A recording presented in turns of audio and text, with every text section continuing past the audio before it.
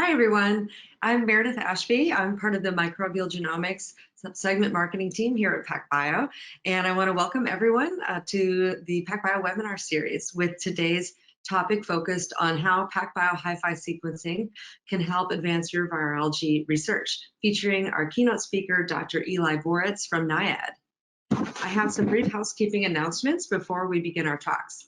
First, don't miss the chance to win up to 12 smart cells of sequencing with your 100-word proposal at PacB/SmartGrant by August 20th. It's the easiest grant application you will ever file for, so don't miss the chance.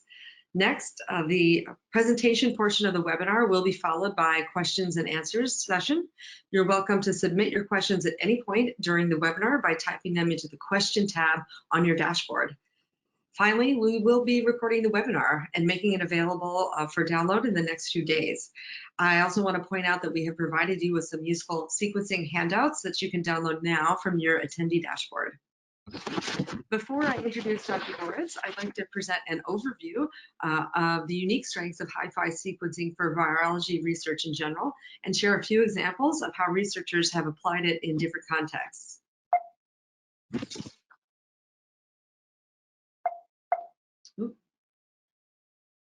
So one question we sometimes get is why do such small genomes need long reads?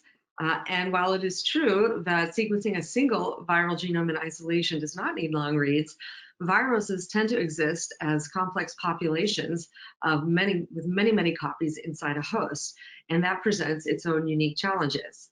So depending on the mutation rate of the virus, though that population may be predominated by one single variant with only a very small number of rare variants, or if the mutation rate is faster, what you can have instead is an ever-shifting cloud of highly related sequences that exists as a quite complex population indeed. And that population is impossible to resolve with short reads. And so one of the things that we find our customers find very useful is that if you have very long reads, you can phase each one of those individual genomes, and from that come up with a much more highly resolved view of what's going on in terms of patient-host viral genomic dynamics. And this kind of information is really important for understanding topics like how variants of concern arise, how drug resistance evolves, immune escape, either from the patient's own immune system or from vaccine-induced immunity. And this information makes it easier to develop a public health response and also to inform vaccine and booster development, as well as strategies for treating viral infections. So again, as I noted before, you don't really need a long read to sequence one virus, but in order to sequence these complex communities of viruses, you do need long read lengths. But not only that, you also need very high accuracy. Right? So the long read lengths allow you to phase variants across entire viral genes or entire genomes, depending on the length of the virus genome. But the high read accuracy is also critical because that's what allows you to distinguish real variation from sequencing errors. And so if you look at the chart here on the left, what you'll see is the profile of accuracy for 3 different types of sequencing options that are available on the market. And what you'll note is that PacBio HiFi reads are actually among the most accurate reads that are available today. And this information was gathered by during a competition, a head-to-head competition looking at human genome sequencing. What you'll note is that Illumina also has very high accuracy, but in this case, the reads are too short to phase viral genes or genomes. And in contrast, ONT sequencing has a quite broad distribution of accuracy in their reads, and that the error rate is quite a bit higher than the differences that you would expect to see between different members of that cloud of viral populations, which makes it challenging to use to explore virus host dynamics. And it's really this more detailed phased view of complex viral populations that allows us to see and uncover important biology. So I wanted to share just a couple examples of this from researchers who are already using PacBio sequencing to look at virology and to understand virology better. So the first example I have comes from Hepatitis C. And so one of the main problems with hepatitis C treatment is that resistance arises to drugs during the course of antiviral treatment. So some researchers in Kyoto did a study where they looked at the viral population inside of patients both before treatment and after treatment to understand what happens and how drug resistance might be arising. So they did this by using long-read HiFi sequencing to phase a lengthy portion of the viral genome spanning the NS3 region all the way to the NS5A region, and to look at this both pre-treatment and post-treatment. So one of the first things they found was that actually none of the viral clones that they identified shared completely identical sequences across this entire region. So it really revealed that there was a lot more complexity than had previously been visible using short-read approaches. The next thing they noticed was that if you look here, during resistance at treatment failure, there was a strain that predominated that included this mutation that is specifically linked to drug resistance, but that there were 4 synonymous mutations that were carried along with this most commonly. And what they found was that there actually exists a subpopulation pre-treatment here that carries the same constellation of synonymous mutations along with this resistance mutation. And so the take-home message really is that drug resistance comes from seeds that are already present before treatment in the serum of non-SVR patients. And so this really has some strong implications for how to go about successful treatment if the clones that result in resistance are already present before treatment already begins versus if they arise in response to treatment. Here's a second example, also from hepatitis C. So in this case, sequencing was done using the full length of the genome on a cluster of 5 different individuals. And one interesting thing that was noted in this study is that first of all, the within-host dynamics shifted over time, and that they showed this star-like phylogeny, which suggested the rapid evolution of the viral population following infection with just one single virion, which is a pretty remarkable thing to consider. Another interesting point was that the viral diversity was shown to fluctuate over time during chronic infection. Sometimes the population was more diverse and sometimes it was less diverse. And that this is almost certainly a result of repeated phases of development of immunity and then viral escape from the host system immunity over time in waves. And again, these kinds of observations can lead to important insights about how to develop vaccines, for example, or how to go about successful treatment. Here's another example, this time from HIV. So in this case, researchers did a postmortem autopsy looking at the range of different HIV sequences that were present in different body tissues after the death of this patient. And what you see is that by constructing this phylogenetic tree, is that there is quite a lot of compartmentalization of different strains of HIV in different parts of the body. And that in particular, variants that are found in the brain tissues are quite distinct from variants that are found in the rest of the body. And then interestingly, this phylogeny comports very strongly with the use of different M co-receptors for infection. So in the brain, all of the variants are X4 variants, right? Versus in the body, they're all R5 variants. And once again, this is really important for understanding how you might go about vaccinating or curing an individual that has a chronic HIV infection, and understanding the different ways the virus has to infect different parts of the body and what that means in terms of treatment. So one last example here, this is from influenza. This is actually a single cell experiment using influenza. And experimenters here used PacBio single cell Iso-Seq data to look at full-length influenza and the immune response transcripts at the same time. So in this graphic at the right, every individual row is data from a different individual cell, and every column shows a different influenza gene, right, of which there are 8. And so the color coding here shows you the different types of deletions in yellow or point mutations that are either synonymous, non-synonymous, or synonymous here. And the different colors show instances where there's just one viral variant in a cell versus if there are multiple variants of that gene within a cell in darker blue. So the most interesting thing here to note is that of the 150 infected cells that were sequenced, only 49 contained wild-type virus 10 hours post-infection. So influenza is a very rapidly mutating virus indeed. And even more interesting, specific influenza mutations were linked to differences both in viral load within that cell and the expression of innate immune genes. So overall, this study provided the first complete picture of how viral mutations affect the course of infection in a single cell in real time.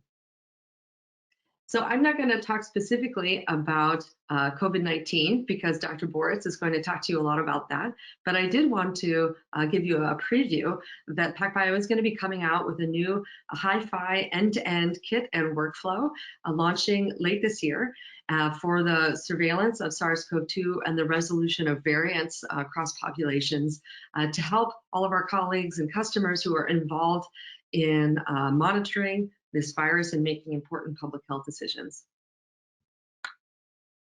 And if you want to learn more about how other researchers are using PacBio to explore viral dynamics across a broad range of pathogens, there's a few ways you can do that. You can subscribe to our blog. We frequently have blogs on virology and COVID-19, which might be of interest to you. You can also visit our website at pacb.com and then click through and look at our viral genomics section or COVID-19 page. And then, of course, you can follow us on Twitter to get all the latest updates. And I would now like to introduce our keynote speaker, Dr. Eli Boritz. Dr. Boritz began his research career in the mid-1990s as a summer student studying HIV in the laboratory of Dr. John K. Rose. His interest in both fundamental and translational studies of host-virus interactions led him to pursue a combined MD PhD at the University of Colorado Health Sciences Center in Denver. He completed his PhD in the immunology program, studying HIV-specific CD4 T-cell responses with Dr. Carol Wilson. After an internship and residency in internal medicine at Johns Hopkins Hospital, he joined NIAID as a fellow in infectious disease and worked in Dr. Daniel Dueck's lab at the Vaccine Research Center, where he worked to understand the cellular and molecular events that allow HIV reservoirs to persist in vivo. He joined the NIH faculty to establish the Virus Persistence and Dynamics section in 2017. With the onset of the global COVID-19 pandemic, Dr. Boritz expanded his research to study pressing questions about host virus dynamics during SARS-CoV-2 acute infection, which he will discuss with us today. Thanks very much, Meredith, for the introduction. And Pleasure. I am just getting my laser pointer up here. Okay, I think I'm squared away. So I appreciate the invitation to speak at today's webinar, and really happy to be able to talk about our work on SARS-CoV-2 evolution within each individual. As I hope the talk will make clear to you, the method really depends on highly accurate long-read sequencing, in addition to some other ingredients that I'll describe. So I'm very glad to be able to use the HiFi platform to do this work. So we come to the work that I'm going to describe from a background in HIV studies, where we're looking at a virus that does not spread person to person all that efficiently. And so it needs to be able to withstand immune responses that arise in the host during a chronic infection. And one of the ways is by continually mutating to generate variants, some of which can escape, as Meredith explained in the introduction, can escape from immune responses against prior sequences of the virus. And this process of immune escape is a central theme in chronic HIV infection, at least in those people in whom the virus is not suppressed with effective antiviral drugs. So it was the need to study this process in the setting of HIV infection that led us to develop technology, to want to develop technology where we're sequencing viruses from individual people, not just one virus per person, but many thousands of viruses from each person, trying to describe the cloud of variants, or the so-called quasi-species. As we started, as we started on this path, using technology that we'd built for HIV to study SARS-CoV-2, we weren't entirely sure how interesting our results were going to be. We weren't sure how much variation this new virus was going to show within each person. And that was for, our uncertainty here was for a few different reasons. The first was just on theoretical grounds. SARS-CoV-2 and HIV have very different ways of life, obviously. In contrast to HIV, SARS-CoV-2 spreads very efficiently person to person and really can make it from one host to another before the first has had a chance to mount an adaptive immune response. So we reasoned, just thinking about this, that the virus might not have needed to develop the capacity to change able to move from person to person, at least in its initial spread around the world. And then being a beta coronavirus, SARS-CoV-2 has a long genome, which may impose a certain requirement for faithful genome replication. And then, as many people have pointed out from the beginning of the pandemic, this virus encodes a proofreading function in its genome replicase. And so maybe all these things taken together might mean that this virus wasn't going to be able to mutate very quickly, and that seemed like a good thing. And I think the hope that we were feeling and that many were feeling was that interventions based on enlisting the immune system against the pandemic were going to be more likely to be successful because potentially the virus wasn't going to change quickly enough to escape from them. So as things developed in 2020, early analyses done very carefully by some of the really strong groups in HIV genetics and evolution seemed to support the initial hopes. So this study published in September of last year, and then this commentary on that study written or that came out the subsequent month took a look at about 20,000 sequences from the databases, full genome SARS-CoV-2 sequences from the global databases, and made the point that although new mutations were progressively detected around the world as the virus spread, they were accumulating quite slowly, leading to what was termed a slow process of genetic drift. And sort of projecting out into the future what this might mean, things look good for enlisting the immune response or using products of immune responses like monoclonal antibodies as tools to counter the pandemic. Now, the authors of these studies were quite careful in their interpretation of their findings, and they issued some warnings in the manuscripts that things might not turn out to be quite as simple as we would like. And so, sure enough, in late 2020 and early 2021, it became clear that SARS-CoV-2 was a bit more plastic than had initially been appreciated. And what really drove this point home was the emergence of these variants of concern, or VOCs. And so these variants of concern are defined by sequencing using standard consensus-based approaches from people around the world. They were concerning in large part because of the sequences of their spike or S protein genes. And the position of the spike gene is illustrated here in the genome diagram of the virus. And many of you probably know this gene encodes the virion surface protein that mediates the infectivity of the virus and is also a target of neutralizing antibody responses. And the concerning thing about the spike genes of these variants is that they contained multiple non-synonymous mutations indicated here by pink tick marks relative to earlier sequences of the virus. And these mutations in most of the variants, especially those in the receptor binding domain, or RBD down here, can reduce the susceptibility of the virus to neutralization by monoclonal antibodies or even polyclonal immune serum from vaccinees or from convalescent patients. So now what I want to highlight about these variants of concern for the purposes of this talk, which considers patterns of evolution of the virus, is the pattern with which they emerged and came to really global attention. And so what I want to point out is that these variants of concern did not emerge at a kind of continuous rate starting at the beginning of the pandemic, but instead they emerged fairly abruptly in association with second waves of pandemic spread in various localities around the world. So these are two really nice and really important studies published or done around the same time at the end of 2020, early 2021. This one of the beta variant in South Africa. Beta is also sometimes called B15351 or 501YV2.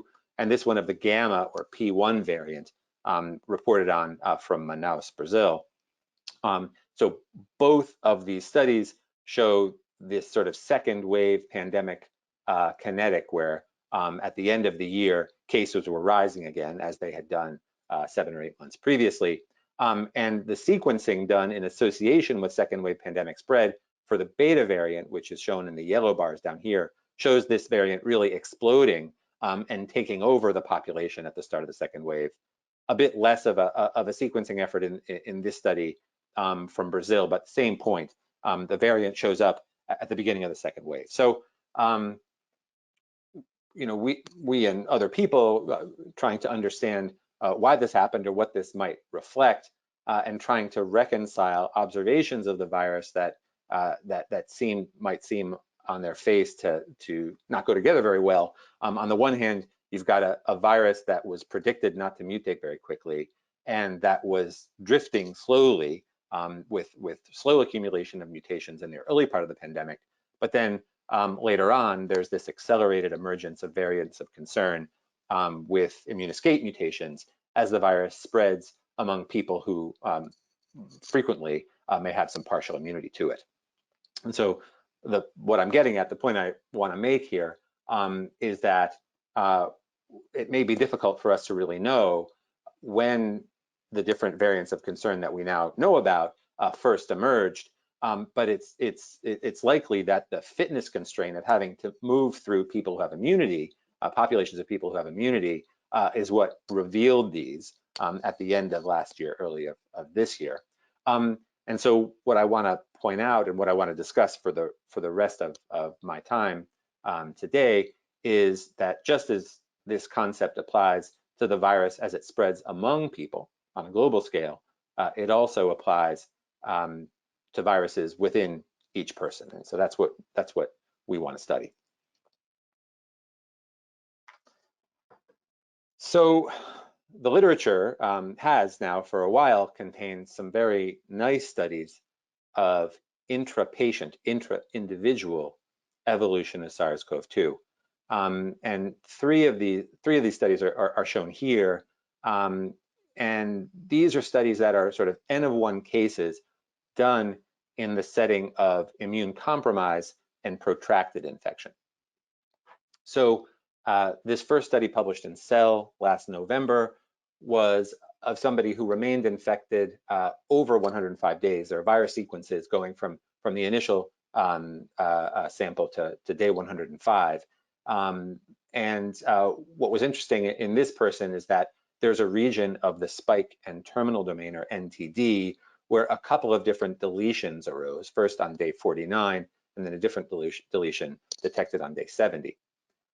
This second study, published in the New England Journal just a week after this first one, reports, interestingly, identical deletion, starting in this person, and again, this is one person with a heavily compromised immune system. So the identical deletion seen on day 75, also some point mutations downstream in the spike receptor binding domain, or RBD, that are characteristic, we now know, of some of the variants of concern. So E484K and 501Y, these are mutations that we now know about. And then this third longitudinal case study in a single individual, same story. At day 82 of infection, the investigators started to see some variants. In this case, an upstream deletion that's in the spike gene that's also been part of or been detected in some of the variants of concern. Subsequent samples, interestingly, showed different mutations arising over the course of a very, very protracted infection. So These are studies done in single individuals with compromised immunity who remained infected for a long time, and the findings were pulled out using the standard sequencing approach, standard approaches, which are consensus-based approaches, and I'll come back to that. So now, apart from these very detailed case studies, the other literature about intra-individual variation of SARS-CoV-2 suggests that in most people in clinically diverse cohorts, the virus doesn't change that frequently. So this is a study from an Australian group published last September showing longitudinal sequencing, 2 sequential samples in about 60 people. And what this graph is the point this graph is making is that in almost everybody, the genetic distance between the 2 virus sequences is 0. So it's the same virus. So again, this study used consensus-based sequencing approaches. So let me go into that a little bit and explain how what we did that uses HiFi sequencing is different. So, and I'm sure many of you know, consensus-based sequencing approaches aim to take the material in the sample and turn it into the single best string of ACs, Ts, and Gs that represent that material. So for SARS-CoV-2, the first step is an RNA extraction, and then a conversion to complementary DNA using a reverse transcription step, followed by amplification, usually with a PCR, and then library construction where longish amplicons are fragmented and sequenced, and then reads are assembled, usually assembled to a reference sequence, and the consensus is called. So this approach, which there are several different flavors of it, has been extremely beneficial worldwide in sequencing large numbers of samples from large numbers of individuals, just because of the very high throughput of short read technologies. But the disadvantage of this approach is that it really doesn't provide a view of the viruses in each person at the level of individual viruses. So what do I mean by that? Well, first, if there are multiple different mutations, low frequency mutations present among the different haplotypes of viruses in each person, the best that can be done with consensus-based approach is to just sort of map them as minor variants, losing information about genetic linkage. So in this case, we can see that there are 3 minor variants accounting for 33% of the virus population, variant positions, but we can't see for sure, because we've broken the material up, that this mutation goes on a haplotype with this one, and that this 3rd mutation is on a distinct virus genome. More than that, though, because of technical factors in this process, sometimes it can be difficult to really be confident about minor variant positions at all. And that's because of different kinds of error. So the reverse transcription step makes mistakes that carry through all the way to data. The PCR amplification obviously makes errors that carry through to the sequence data. And then the sequencing makes additional errors that I'm not even showing here in this diagram. So if you took all the short reads that result from this process at face value, it would create the impression of a tremendous amount of virus diversity, and most of that diversity is not going to be real, it's going to be technical. And so amid all of that noise, sometimes it can be difficult to really be confident about low frequency biological variations or low frequency variants that are really present in the sample that might have an important meaning. So the approach that we took to address these sort of technical challenges with identifying minor variant sequences based on high throughput sequencing and unique molecular identifier tagging. So just as with the consensus-based approach, we start with extracted RNA, and then we reverse transcribe from a region of the virus downstream of our region of interest. In this case, we're interested in the spike, envelope, and membrane protein genes, which are those proteins that are on the surface of the virion. So we begin with a gene-specific reverse transcription. Our reverse transcription primer also contains a PCR priming site, and then in between those two portions of the oligonucleotide is an 8-base unique molecular identifier, or UMI. After the reverse transcription step, we then perform a PCR amplification, which generates sufficient material to put on the sequencer. The principle here is that each unique insert sequence remains associated with its corresponding UMI sequence. We put prepped library on the sequencer, and we obtain a collection of sequence reads. And they look complicated when depicted in this way, and it's true, there's some complexities here. We use a bioinformatic pipeline to make sense of everything. This is a pipeline. This is a diagram of that pipeline, and I forgot to call out Sung-Yi Ko, who developed the wet bench processes in this method. So Prakriti Mudvari and Eli Bayat Mokhtari put together the bioinformatics, and so this pipeline uses a series of PacBio software tools or custom tools or freely available tools to perform the sequential analysis steps that we need to do. I won't go into it in excessive detail, but just to say, in principle, the first step is to take these sequence reads that have come off the sequencer and bin them by their UMI. Once that's done, the consensus for each UMI bin can be taken, and it's that consensus formation process that removes a large number of the errors that may occur in the sequencing or in the library preparation and sequencing. There will be rare errors that occur in the UMI itself, but those can be excluded bioinformatically. Once we get to single UMI bin consensus sequencing, there is going to be, in theory, there should be a little bit more error, mostly arising from the reverse transcription step. There's really nothing that can be done about that. So in order to prevent our reporting that as real variants in the sample, we use a variant calling and rare mutation reversion process to get back to what we consider to be true single molecule sequences. And we can obtain sequences in the range of hundreds to thousands of individual sequences for each sample using this approach. So I won't go into all of the validation data that support our use of this method, but I do just want to point out one feature that I think explains why we need to use why we use the UMI, why that part of the approach is especially useful to us. So here are, this is a depiction of results of a sample that we sequenced that contained 18 distinct virus sequences, 18 distinct haplotypes within it. And these haplotypes, some of them occurred hundreds of times within the sample, some of them only a few.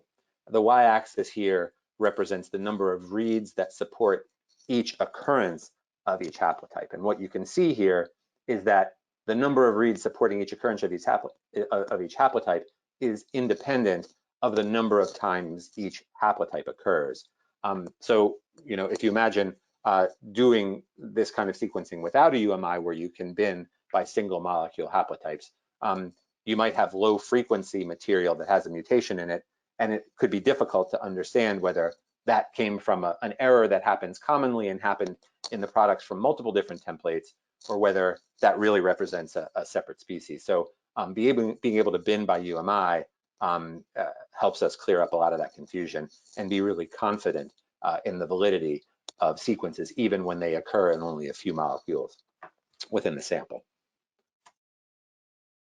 So the first sample that we sequenced, where I'm going to go through the data in some detail, was something we considered to be kind of a negative control, a test sample, a negative control for evolution and variation. So this is reference material that came about from a patient identified as Washington 1 who had COVID-19 in Washington, USA in January of 2020. So this material, an oropharyngeal swab from this person, was sent to the US CDC, where it was passaged several times in viro monkey cells before being sent to the BEI facility, where it was grown up in a larger scale culture, again in viro monkey cells. And RNA from this culture was made available to the public as a free resource, and we used some of that and applied our process to it. And so here is a representation of the results that we got from this reference material. So the bar diagrams here at left represent the region of interest. So this is spike, including N-terminal receptor binding and furin cleavage site regions.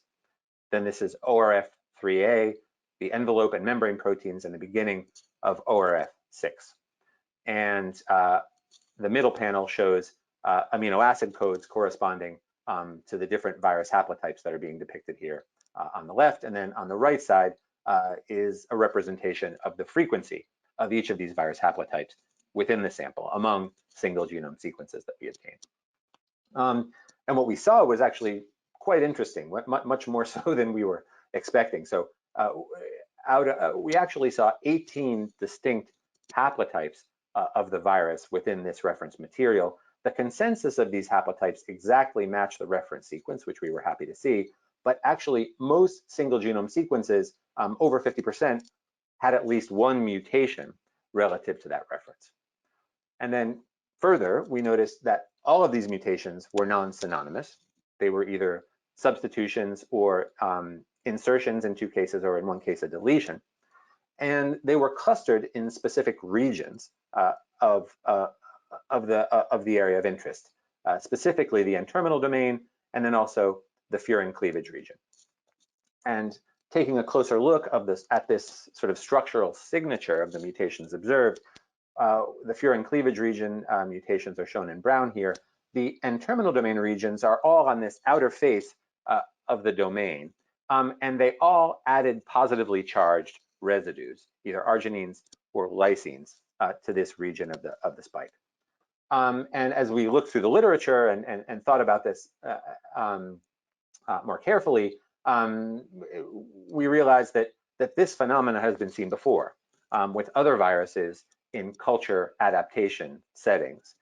So passaging viruses obtained from whole animals in a dish has previously been seen to lead to an accumulation of positive charge in the surface protein. And then furin cleavage site regions, if you work on SARS-CoV-2, you're probably aware that loss of the furin cleavage site has been commonly seen in viruses passaged in viro cells, and has actually caused some real issues in preparing virus stocks for use in vaccine and challenge studies. So, but just sort of taking everything together, what we saw here in our sequencing of this would-be reference material was quite a bit of genetic plasticity and an adaptation to changing fitness constraints. In this case, we think the constraints that have to do with growing in a dish. So what about the virus diversity in samples from real people, samples right out of the nose or right out of the respiratory tract? So we were very fortunate to be able to collaborate with Dan Chertow, whose group is part of the clinical center, NIH Clinical Center in Critical Care Medicine at the clinical center, where they had taken care of hospitalized patients with COVID-19 and provided to us samples from 7 individuals who were admitted to the hospital with COVID-19. These people had a range of different comorbidities. Some had immune suppression. Unfortunately, several of them passed away from the infection. And so we had sequences of these people, not during protracted infection, but during the early 2nd week going out into the 3rd week since the onset of clinical illness. And we wondered, would there be very much virus diversity in these samples from these individuals?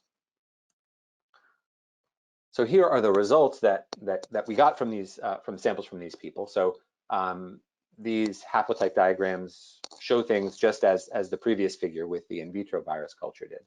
And so I'm showing you individual virus haplotypes from participants 1 through 7.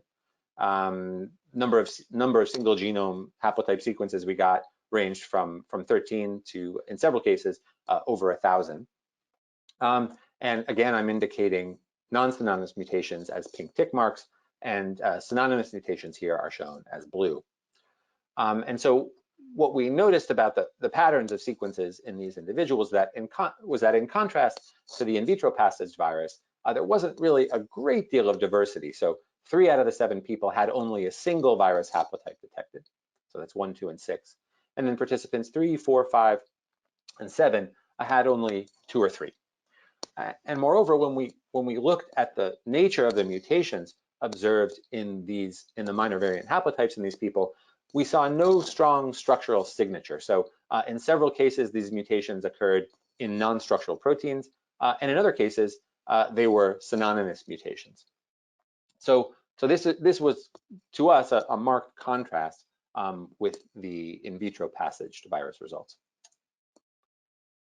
So in thinking about what accounted for the difference here, we really wanted to examine the role of adaptive immunity and see whether the host in each case was putting pressure on the virus that would cause it to evolve and show interesting patterns of variation in the spike gene.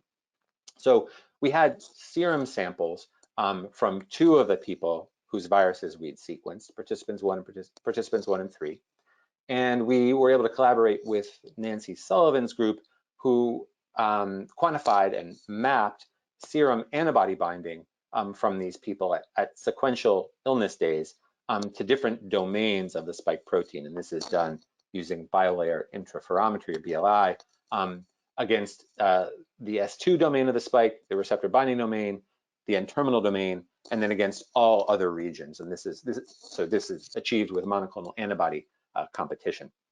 And what Nancy's group's data show is that at these time points where we did sequencing and saw not much variation, so day 9 in participant 1 and day 17 in participant 3, the antibody response to the virus hadn't really taken off yet. And it was only in subsequent time points that we saw a significant rise in the total serum binding to spike, and then also a broadening out of that binding response to target different binding domains. So this made us wonder, well, what if we follow things through this development of antibody responses? What will we see with the virus diversity then? So longitudinal samples to allow this analysis were available in participant 1, where virus RNA was quantified by digital droplet RT-PCR and shown to decline very quickly between days 9 and 13 of illness, followed by a little stutter here, with the amount of virus in respiratory secretion going back up over 10,000 copies per mil, and then a subsequent slight decline. What we saw in our sequencing from samples taken at these different days was a really striking emergence of new variant sequences coinciding with this stutter in the decline of virus burden. And so when we looked at the precise nature of these variant sequences that emerged over time, we saw that there were 4 different virus haplotypes, 1 on day 11 here, and then 3 on day 15 shown here, all containing non-synonymous mutations in a single epitope of the spike and terminal domain. There's a 4 residue deletion, a single residue deletion, and then an H to Y substitution. And these accounted for nearly 30% of the virus population on day 15. Looking more closely at the structural signature here, these mutations in the N-terminal domain are clustered at really the tip of the domain in a site that was known already as a supersite of vulnerability for the virus, where a monoclonal antibody called 4A8 had been observed to bind. And so, this region where we observe multiple mutations is a known target of host antibody responses. So we asked, is this a central target of the antibody response in this individual? And the answer was yes. So Nancy Sullivan's group went back to map serum antibody responses to the NTD region using the 4A8 antibody itself and then other antibodies, and found that at the time points preceding the emergence of these variants, the serum antibody binding response is focused entirely on this single epitope. So just putting it all together, what we see in this story is we see an individual who contracted SARS-CoV-2 who initially had a sort of weak and narrowly focused antibody response against the virus. And in that setting, we see the emergence of multiple mutations in that same epitope that correspond to a transient delay in the clearance of the virus.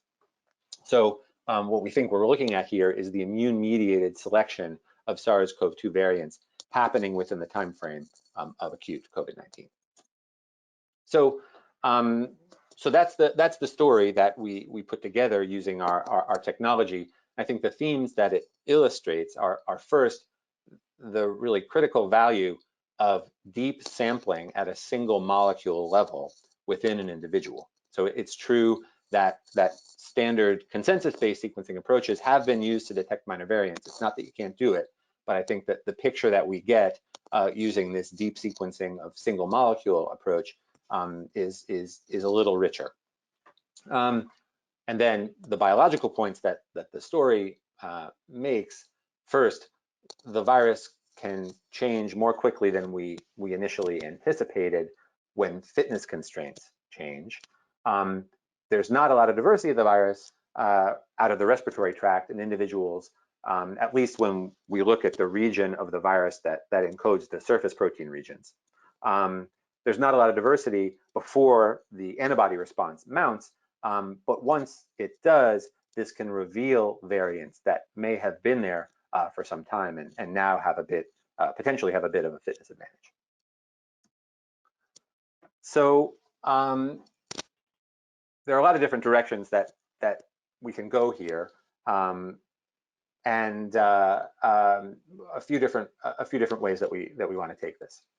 So the first is to investigate what the significance of variants that arise in each infection are for the individual in whom they arise. So, we observed a transient delay in virus clearance associated with the variants that occurred in our longitudinal participant, but the participant ultimately got better. It has been observed that people with poorer clinical outcome have a delayed clearance of the virus. So we want to apply our method more widely to determine whether in some cases this represents a variant that escapes from an initial immune response and is able to continue to replicate because of that. The second direction that we want to take this is, and this is accessible again by applying our technology more widely. In what percentage of people do intra-individual variants arise?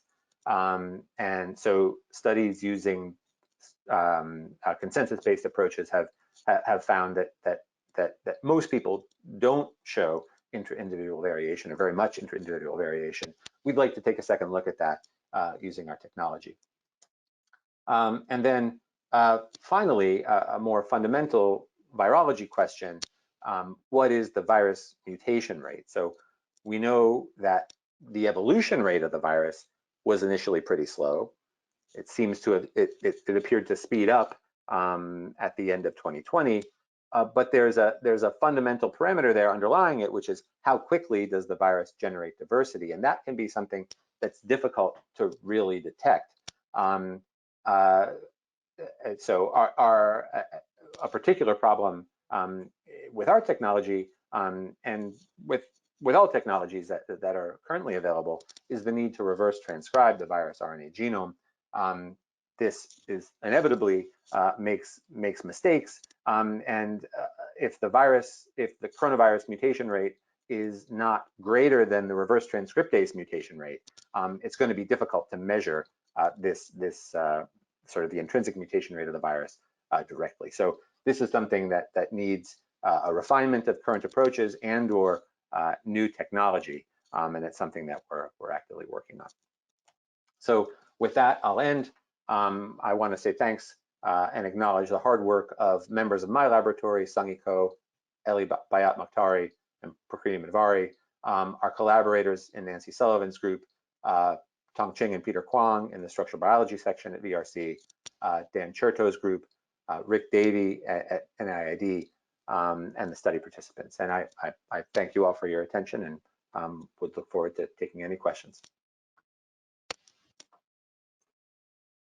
Thanks so much, Dr. Boris, for that really fascinating talk. Let's go ahead and move into our Q&A section. If you have any questions and you haven't already, please answer them into your questions dialog box in your screen. So let's get started.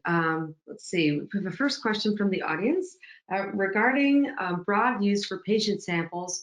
What are the input constraints in terms of nanograms per sample needed to begin your workflow? And are there specific viral load cutoffs in terms of CT value?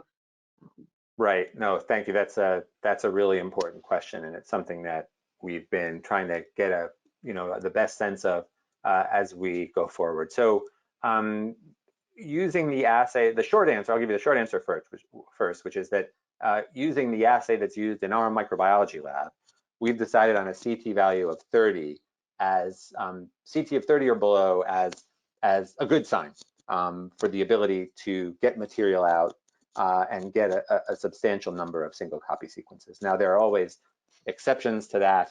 And when we get samples that appear to be lower abundance, we still go for it. And sometimes we're able to get a decent yield. So our paper, which came out in PLOS Pathogens in April, presents sort of expected yields and gives some greater detail on that question. But that's we're asking a lot of the system because we're trying to reverse transcribe a 6 in this study that I presented, a 6 kb region in a sample that's full of RNases, and you have to treat roughly an extraction. And so yeah, it is challenging, but a CT of 30 or below, usually we get a good yield. Do you have a rough estimate of how many patient samples can make it all the way through that the assay? Yeah, so I think if you look at the virus load kinetics and copy number kinetics, usually most samples I think that people have access to are going to be the samples at diagnosis. This is the sample where the person found out they were infected. So it's usually an early sample. And early samples, I think what the literature shows there is that the earlier samples have the higher virus loads, and so you're more likely to get more copies out. Now, if you're sampling early, you might be ahead of the adaptive immune response, and so the diversity might be quite low. So if you're looking, if you want to understand the person's immune response and the evolution that occurs in response to that, the samples with the most virus in them are probably also the samples with the most homogeneous virus, which makes sense. That's a great point. That's a great point. Okay, another question. Is your bioinformatics pipeline available for other people to use if they wanted to replicate your method? It absolutely is. So, and I encourage anybody, so it's available, if you go to our paper, again, PLOS Pathogens, April of this year, there's, in the data availability statement, there's a link to the GitHub that explains, you can find our pipeline and an explanation, and I would welcome anybody who wants to use it to contact me, and my group can help as needed. Terrific. And then a slightly related question, how adaptable is that method, including the bioinformatics pipeline, if you wanted to study other viruses besides COVID-19? Absolutely, yes, definitely. So, you'll need to change certain parameters, but that's all totally doable. So, and this is, I'd represent the pipeline that we have that's publicly available as our first pass. It was sufficient to allow us to pull out the key themes in our initial study, but it certainly there are things that can be improved upon. We were pretty strict as far as sort of filtering out low frequency material. Probably it would be legitimate to be a little bit less strict, but there are probably other things that could be improved too. So terrific. Is there any concern that the ligation efficiency of the UMIs may be biased towards different sequences? That is it possible that the UMIs may bind to different sequences with different efficiencies? Right.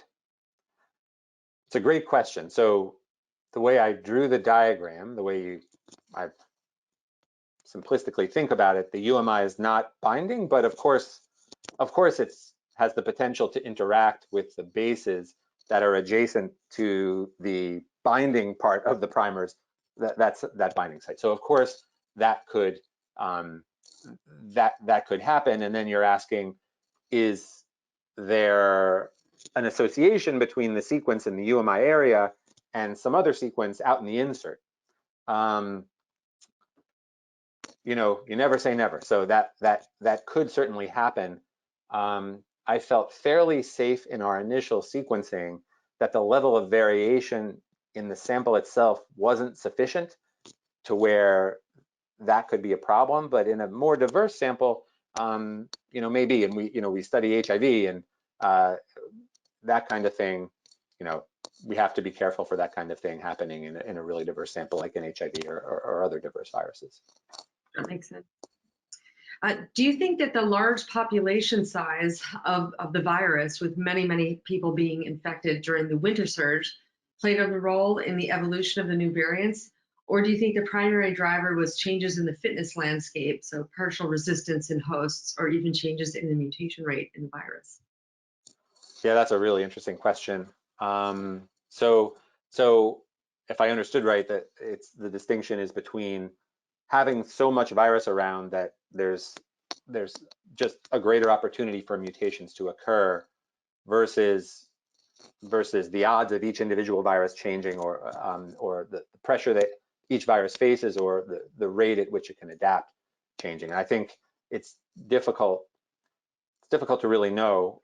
The one thing in that question that really gets my attention is a change in the mutation rate. So is there a change in the, are there variants that have differences in their replicase, or some other part of the genome that we're not measuring that are going to actually have a different mutation rate? And so that's where those technology advances, where we sequence more of the virus and we reduce error rate further, I think we can start looking at those things. It's a really interesting issue, and I wish you knew more. Yeah. Related to that, there seem to be two theories about how these VOCs may be arising. The one is that they come from previously exposed immune competent people, which is what you talked a lot about, but that also they might arise in immune compromised people that might be virus naive. Which do you think is most significant, and is there a good way to develop evidence one way or the other? Yeah, these are great questions. So We have a smart audience today. yeah, so I think, yes, the setting of immune compromise where there's protracted infection has gotten a lot of attention, and it's clearly documented that these, what are now kind of classic escape mutations, arise in that setting. And especially the New England Journal case report that I showed in my presentation, it's really striking how these classic RBD mutations all happened in the same person. And I think, you know, I think it's probably kind of complicated because we don't know the intrinsic mutation rate of the virus. We don't know how much diversity it can really generate in those early days of replicating. We don't know its capacity to withstand a normal immune response. And it may be that in somebody who mounts a good, strong polyclonal response, the chances of the virus getting all the right mutations to go on replicating are just so low that it essentially never happens. But I think, you know, that's just an issue for speculation. I think certainly from our experience in HIV, where we look at sequencing to measure or to investigate drug resistance to our antiretrovirals, you know, the rule in HIV and also in TB and other chronic infections is that monotherapy or sequential monotherapy is always bad. because if you're putting pressure on only one point of the organism, the chances that there's a pre-existing resistant variant are quite high. So maybe the corresponding scenario in SARS-CoV-2 is an immune compromised person with a very narrowly focused response, like we saw in this case. And maybe that is the scenario where you're most likely to get the selection of escape mutations. And as the virus passes through multiple different people who may all be immune compromised, maybe that's an important contributor to where we are now with variants. But I think we just need to know more about what happens in people with the stronger immune responses to know how much those people might be contributing to the emergence of variants. Yeah, absolutely. You can easily imagine that the public health response to each of those possible scenarios might be different. So this would be a great thing to have better data on. Yeah. Does your work have implications for the utility of convalescent plasma for treating severely ill patients? That's a good question too. Certainly the case reports that I showed, especially the Nature paper, where a big point of this was made, that those patients, at least in that study, that patient did get convalescent plasma, and it wasn't enough. So I think certainly it's possible for there to be enough diversity in an individual. We see in that case, there's enough diversity in that individual for the convalescent plasma to be insufficient to clear the virus. Now, maybe that infection wasn't successfully treated because of other defects, and it's not just the breadth of the antibody response, but it's other things too. I think that requires some further study.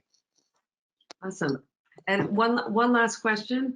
If VOCs are primarily arising in previously exposed patients, then what are the implications for vaccines, or how frequently we are going to need booster shots? Yeah, no, a huge concern to everyone, I think. Yeah, no, I'm definitely not going to step out ahead of the people who are making those recommendations. But I think it's just really difficult to know. It's really difficult to know. As we started our sequencing and we saw more diversity than we thought we would, it was concerning. The early VOC studies, though, have shown that even though escape mutations may be present, there's still vaccine efficacy. Now I know that with Delta, there's a slightly different story taking place as far as complete prevention of transmission, but I think vaccine efficacy is still clearly there. And as far as a booster, I think that I'm waiting to see what the expert recommendations are on that topic. I don't think we know yet. Well, I know that gives me some comfort if you feel like it's okay to wait, and hopefully the rest of our audience is similarly comforted from your expert opinion there. All right, so I'd like to wrap up the Q&A section now by thanking Dr. Boritz for sharing his expertise and his perspectives on HiFi sequencing for SARS-CoV-2 research. And thanks again for joining us today, and I hope you'll join us for a future broadcast. And with that, take care and have a wonderful day.